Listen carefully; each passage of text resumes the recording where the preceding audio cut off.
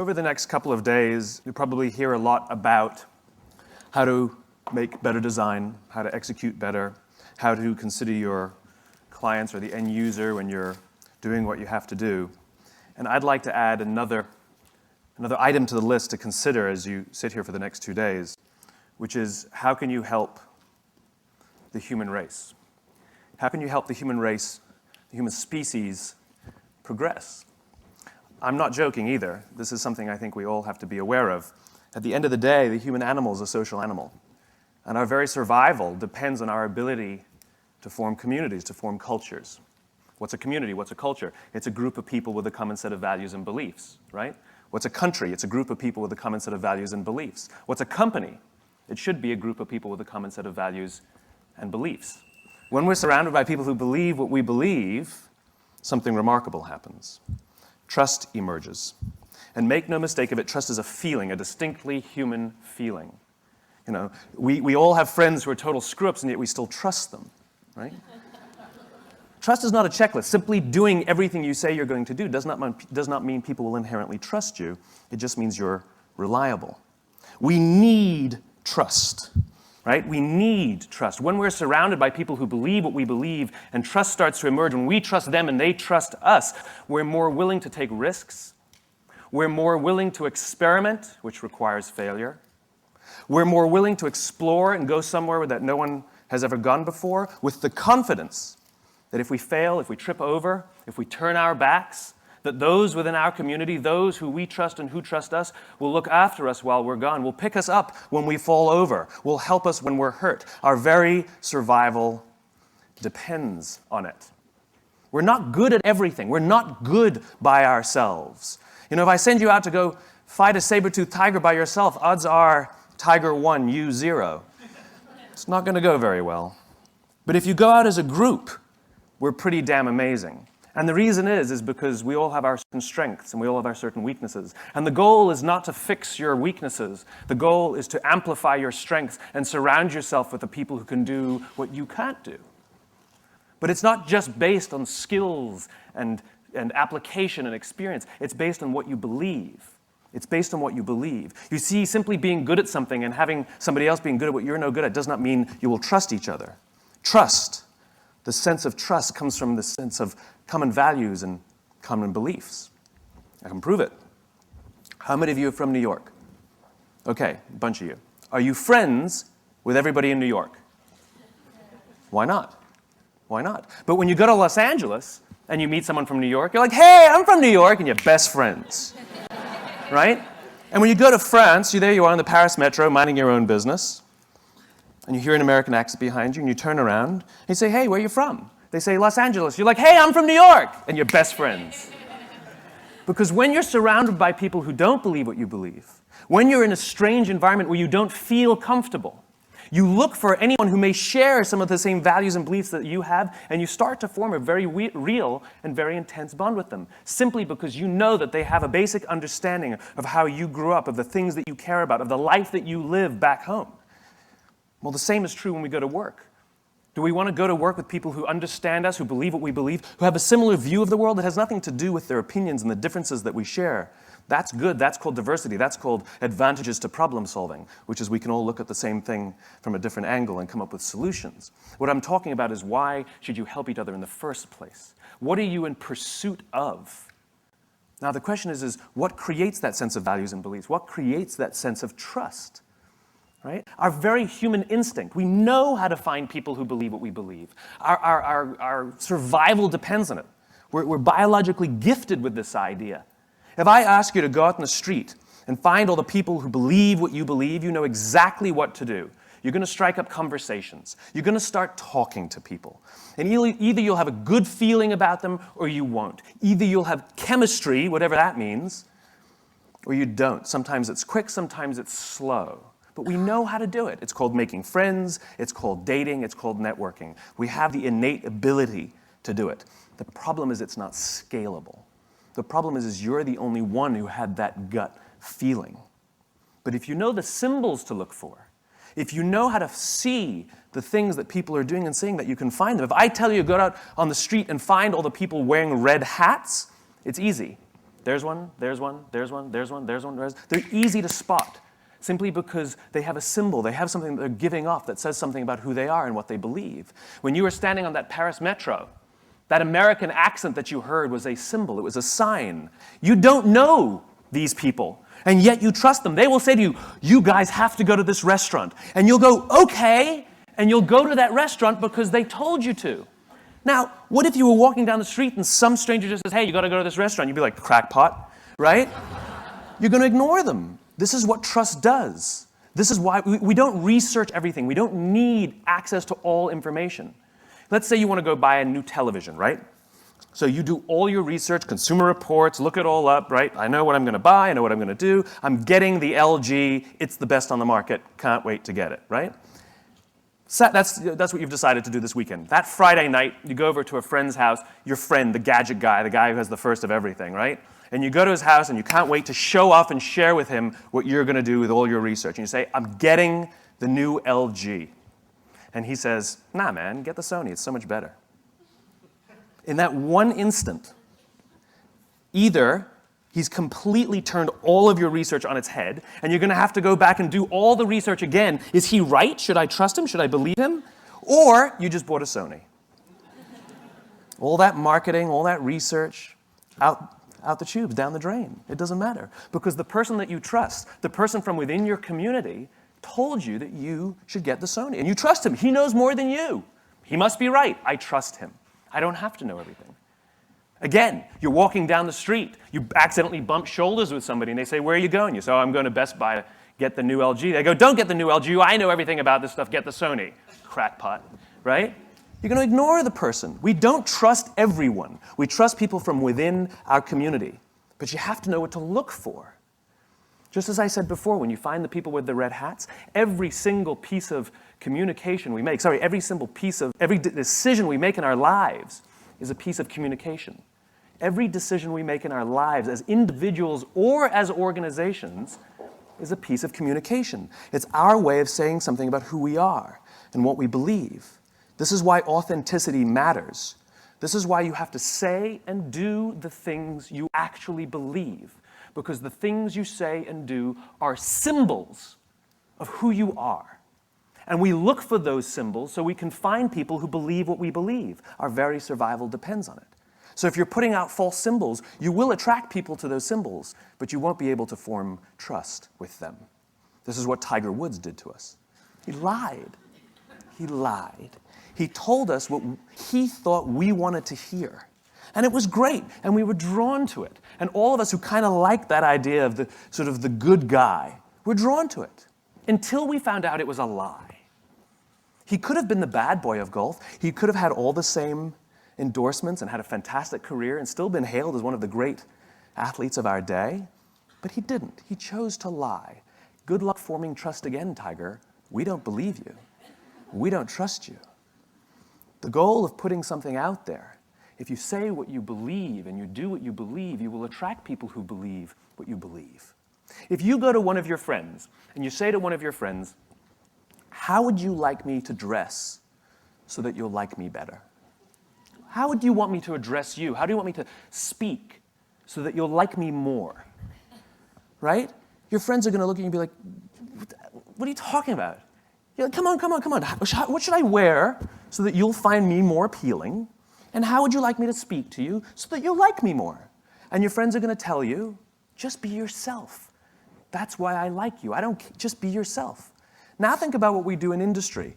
What do? We do market research, and we go out and we ask the customers, what kind of things, what style should we speak to you? How should we decorate ourselves? What kind of things are you drawn to so that we can do those things so you'll like us more? It's just as ridiculous. It's just as ridiculous.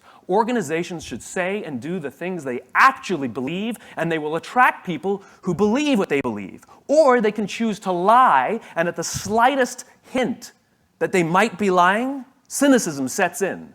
And people start saying, I'm not sure I can trust these guys because there's not a lot of consistency in all the things they say and do, which means they can't have a very strong belief set or they're lying to me. And we call them inauthentic. The entire process of asking other people who we should be is inauthentic. That's hilarious to me.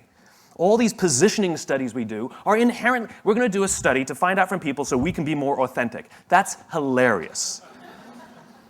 Say and do what you actually believe, and the symbols you put out there, the things you say and the things you do, those red hats are ways that people can find you. What you have the ability to do as designers is create those symbols and allow people to use those things to say something about who they are. Work for companies, work for clients, work for people who you believe what they believe. Show up and feel a part of something bigger than yourself. And your part is to put what they believe into pictures and words and symbols and graphics so that other people can use those things to say something about who they are.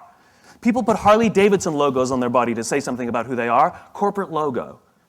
Ain't no Procter & Gamble's tattooed on anybody's arm. Because Harley means something. They stand for something. People put that tattoo on there not to tell you that they own a motorcycle. They put that tattoo there to tell you something about themselves. You ever see anybody with a Mac laptop put a sticker over that beautiful shining apple? Ain't never gonna happen. Then how will you know who I am? Do you ever see anybody with a PC break out the Windex to clean out their computer? Mac people? Have you ever seen a dirty Mac? Doesn't exist. Does not exist. Why? Because it's who I am. These are symbols we use. The companies that are crystal clear in what they believe, and they're disciplined in how they do it, and they're consistent in what they do, and everything they say and everything they do serves as a symbol of the set of values and beliefs. We use those symbols to say something about who we are.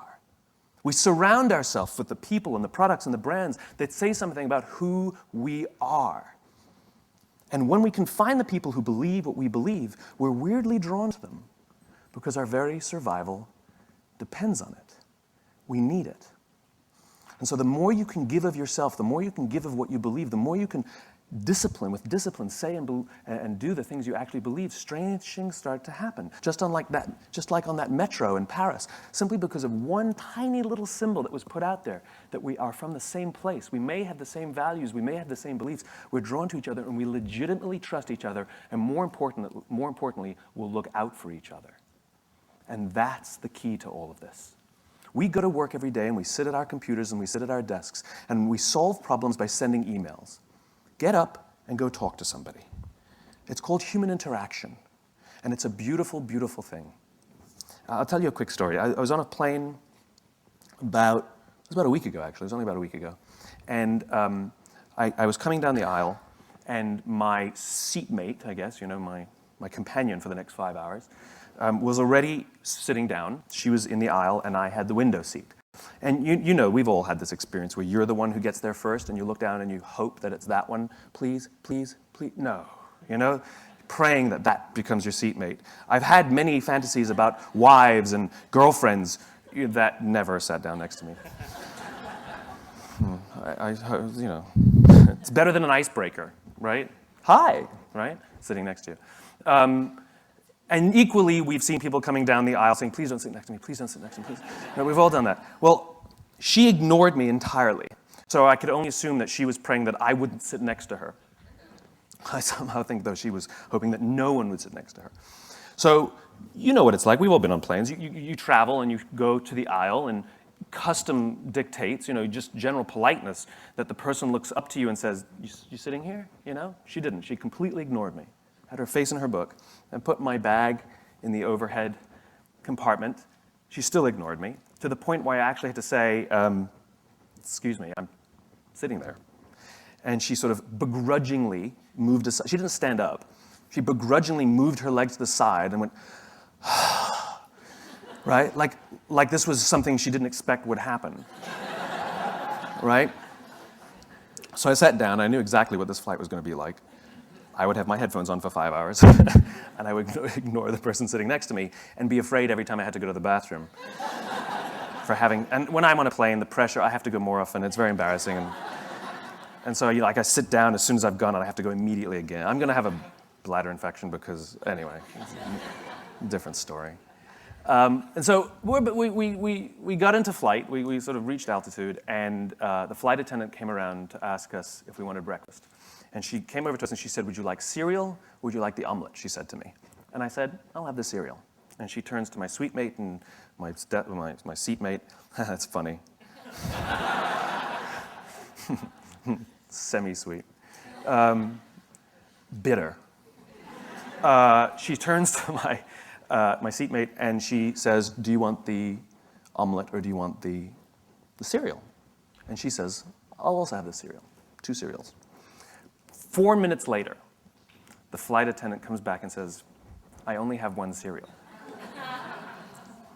So now I've already decided in my mind that I was going to say to my seatmate, you have the cereal, right? I had already decided. But before the words could even come out of my mouth, she turns to the flight attendant and says, I'll have the cereal. And at that point, I hated her. And here's the joke. She lacks a spirit of generosity. No matter what option she would have chosen, she would have gotten the cereal. For one, if she'd waited for 3 seconds and heard that I was about to offer it to her, she would have got the cereal, right? If she absolutely had to have the cereal, she could have turned to me and said, do you mind if I have the cereal? And I would have said, go right ahead, right? She could have even apologized or said thank you to me. I'm really sorry, allergic to eggs. Can I have this cereal? You know? In other words, no matter what option she chose, she would have got the cereal. But the one option she went with was to take a selfish perspective, to go for what she wanted and ignore the wants, desires, or needs of anyone around her, even including just being polite. In other words, she didn't have to give me the cereal. She could have just been polite about it, right? Now, from that point on, I really hated her. And I wrote an article about this little experience while I was on the plane sitting next to her and made no attempt to turn the screen so she couldn't read it, secretly hoping she was.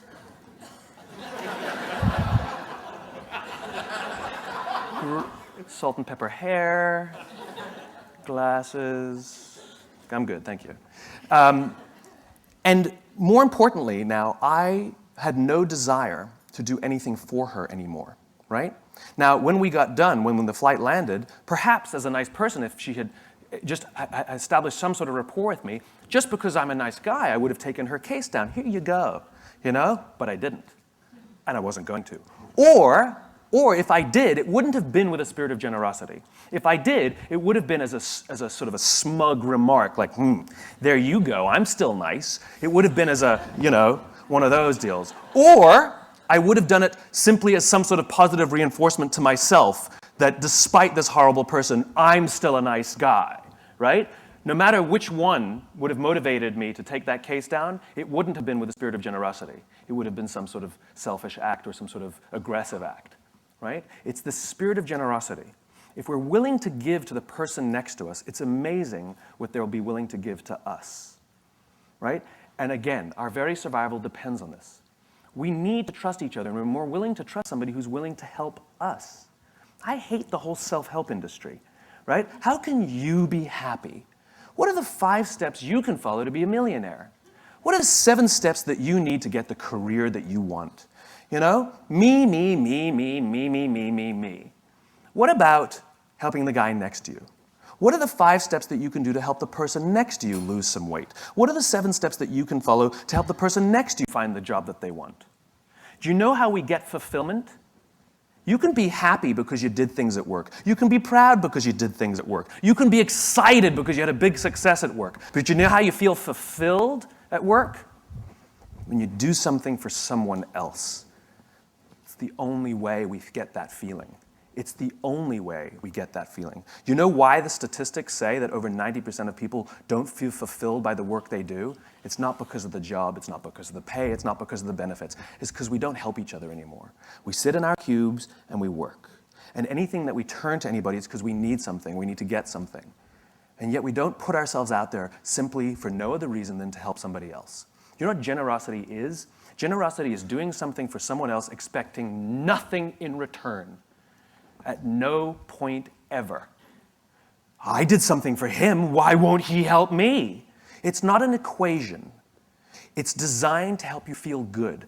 And Mother Nature has given us this feeling when we do something for someone else to encourage us to do it. Because when we are in groups, when we are surrounded by people who believe what we believe, trust emerges and our very survival and progress goes up. Sex feels good. That's why we do it. And Mother Nature has provided that it will feel good so that we can do it more, so that we can procreate. That was not an accident, right? Well, the same goes here. That sense of fulfillment that we get was designed so that we'll do it more, so not only will we procreate, but we'll create strong senses of bonds and cultures amongst each other. I did a little experiment with a homeless person. Not like on them, it's not like electrodes. With them, voluntarily helped me. Because the whole idea of giving, right? You've all walked down the street and you've all seen someone begging and you either have or haven't thrown a few pennies in their cup. When you do, you feel good. You bought that feeling. That is a legitimate commercial transaction. You know, commercial transactions are defined as the exchange of consideration. There was an exchange of consideration here. You gave money, you got the feeling of goodwill. You paid for that feeling. If you didn't give money, you either feel nothing or you feel bad. You can't feel good by not giving. All right? You paid for that feeling. So now the question is, how is that person encouraging us to give? The joke is, they act like every corporation in the world. They talk about themselves. Me, me, me, me, me, me, me, right? Like they sit there with their little outdoor advertising, little sign, right? And it says, I'm homeless, I'm hungry, I got 12 kids, I'm a veteran, God bless. They got it all in there. Trying to appeal to somebody, the religious vote, the veteran vote, you know, the child sympathizer, surround yourself with lots of pets, go for that one too, right? All in an attempt to get something from someone. Takers, not givers, right? All about me. Well, what do corporations do? We've added more RAM, we've added more ROM, we've added more speed. This one's number one. We're the biggest, we're the best. We've been around since 1969. We're better than them, we're faster than them. We're more efficient than that one. Me, me, me, me, me, me, me, me, me, me. And so even if we buy their product, guess what? I don't really feel much. So I did this little experiment. I found a nice homeless lady on the streets of New York who's willing to help out. And I learned that with her sign, which was pretty typical, I'm homeless, I'm hungry, blah, blah, blah, she makes between $20 and $30 a day for a day's worth of work, 8 to 10 hours of sitting there selling goodwill. 8 to 10 hours, she'll make $20 to $30. $30 is considered a good day. I changed her sign, and the new sign made her $40 in 2 hours. And then she left. It's one of the reasons she's homeless is because she's decided that she only needs $20 to $30 a day to live. If she stayed, she would have made $150. The point is she made $40 in 2 hours. What did the sign say? The sign said, if you only give once a month, please think of me next time. It has nothing to do with the taker. It has everything to do with the giver. And what are the objections people give when they don't give? I can't give to everyone. How do I know that they really need it? And so I addressed both those concerns. I know you can't give to everyone. So if you only give once a month, my cause is legitimate. I will still be here when you're ready to give. $40, 2 hours. Make it about them, not about you. The fact of the matter is 100% of customers are people. And 100% of clients are people. And 100% of employees are people. I don't care how good your product is. I don't care how good your marketing is. I don't care how good your design is. If you don't understand people, you don't understand business. We are social animals. We are human beings, and our survival depends on our ability to form trusting relationships. We could have had this conference online. I could have given the same talk sitting behind my computer. We could have all turned on our WebEx. We could have all sat at our terminals, and I would have given you the exact same information. Would it have been the same? No. I'm not there. There's this weird thing about human interaction, right? We can't form trust without, you could like what I say, but you wouldn't be able to form trust without it. In fact, simply being here, We all say the same thing. You could have for 2 days, absolutely boring, abysmal speakers. Boring, boring, boring, right? We've all been to those. Maybe there's one shining star. You're like, well, I like him, you know? And what do we say when we leave? The speakers sucked, but I'm glad I went because I met some great people. It's this. This is what the conference is all about. You showed up not because you're in an industry. You showed up because you have a common set of values and beliefs. There's a million design conferences. You got to take time out of your day. You got to pay money. It's called sacrifice. It's called payment. It's called risk. But you're here simply because you know something about each other. When you go out on the street in an area where you don't belong, where you're not amongst people who believe what you believe, and you see somebody with the same badge as you and you haven't met them yet, you're going to go, hey, why? They're just as much of a stranger as any other person on the street. But because they have that little symbol that says that I believe what you believe, I'm a little bit like you, we can form a bond very quickly and instantly. You do. You do. It's called human beings. Do you ever watch Deadliest Catch on the Discovery Channel? I was flipping through the channels one night, and Deadliest Catch came on. And on this episode, just random, they were in a huge storm. Now, for those of you who don't know Deadliest Catch, they take these crab fishing boats out in the Bering Sea, which is like terrible, and they put cameras on them, and we watch, right? The reason that's, I guess, significant is because these crab fishermen have, I think, one of the top 5 deadliest jobs in the world. You know, I don't know what the exact number is, but dozens of fishermen die every year doing this. We apparently find that entertaining, which it actually is.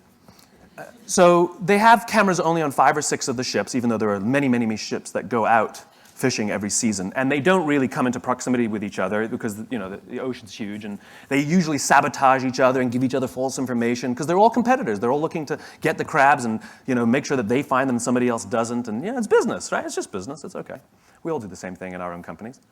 And in this one episode, this big, huge storm was so violent that they had to bring all the pots, which are the big cages that they catch the crabs in. They had to bring all the pots back on the boat and wait out the storm. And just by dumb luck, one of the boats that had cameras on it was in proximity of a boat that didn't have cameras on it. And so they filmed. They had secured all their pots on the deck, and so they started filming the other boat. And they filmed a guy climbing on the outside of the cage, securing the pots. And all of a sudden, a huge wave hits the side of the boat, and the guy's not there anymore. And the people on the boat with the cameras start screaming, man overboard, man overboard, man overboard. And they turn their boat towards where they think he might be. He's a stranger. They don't know him. They don't know the crew members of the other boat. And yet they react. And they turn towards him. And they find him in the drink. And for those of you who don't understand how dangerous this is, if the water is so cold that if you're in the water for, I think that it's a minute or a minute 30, hypothermia will set in and you die. And they come upon him, and he's screaming, don't let me die, don't let me die. And they pull him on board, not out of the woods yet. They strip off his clothes because it's wet and cold, and they wrap blankets around him to prevent hypothermia from setting in. And he survives. And it's overwhelming. And the captain comes down, and this is all on, you can go watch it on TV. The captain comes down, and he hugs this stranger, this young man, his competitor. He hugs this guy as if he's his own son. I lost it.